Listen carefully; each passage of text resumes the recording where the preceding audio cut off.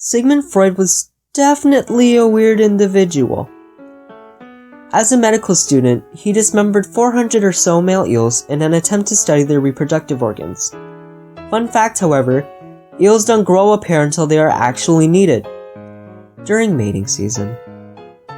He also promoted cocaine as a medical drug for depression and other disorders. Don't do drugs, kids. However, despite all the controversy associated with his name, he was able to create a new study called psychoanalysis, a study between the interactions of the conscious, subconscious, and unconscious according to Freud.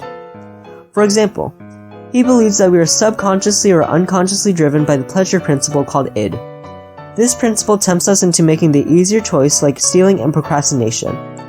This is contrasted by the superego that wants us to make the right decision as viewed by society. This appears not only in the unconscious but also in your subconscious and conscious state in the forefront of your mind. And lastly, the ego appears in all three states and says, why not both? And compromises between the other two. This idea is further elaborated on with his theory of psychosexual stages. The stages revolve around the idea of frustration, overindulgence, and fixation, and developing as a person through life.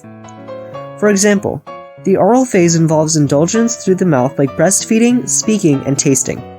This stage usually occurs from birth to toddler years, and according to Freud, the more orally stimulated a developing child is, the more likely they'll take part in oral fixations. This would be like smoking, nail biting, ice chewing, and thumb sucking. Proceeding on, the anal phase starts and ends at 1 to 3 years of age, where the child has now developed their ego. This is analogous to potty training. The child must follow their parents' directions in order to not make a mess, and as such, feels accomplished when the task is done. There are two outcomes of this stage. The person could become an anally retentive person who is organized and respectable.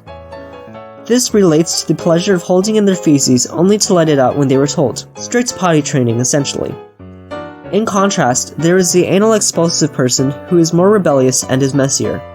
This is a result of more liberal and less strict potty training. From there, the child enters the phallic phase, from which I will now introduce the Oedipus complex for dudes and the Electra complex for gals.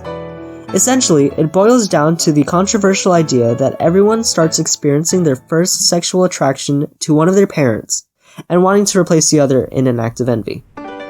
We apparently show these emotions first to our parents as a result of the affection they give back and the accessibility we have to them. This parallels the Greek myth of Oedipus, where Oedipus kills his father and marries his mother. The latency phase kicks in at around 6 years of age, from which the child experiences little to no sexual development. This is enforced by who the child hangs out with. For example, a heterosexual male would hang out with male friends,